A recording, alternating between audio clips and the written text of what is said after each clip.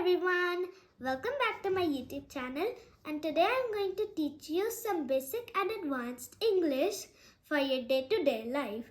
My mother will speak the basic sentences and I will speak the advanced sentences. Let's start. First, I am very sad. I feel blue. Second, it's not a problem. No sweat. Third, I missed the opportunity. I missed the boat. Fourth, it's up to you. The ball is in your court. Fifth, there are other opportunities. There are other fish in the sea. Sixth, I am scared to do this. I have cold feet. Seventh, very soon. In no time. Eighth, I will be very happy. I will be on cloud 9. Ninth, good luck.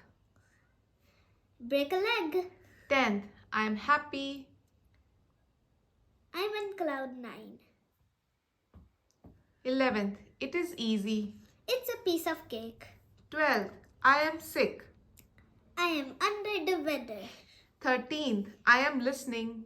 I'm all ears. 14th, I am very angry. I'm fuming. 15th, I won't tell anyone. My lips are sealed. Stay tuned for more fun and learning videos. Bye! Please like and subscribe my YouTube channel.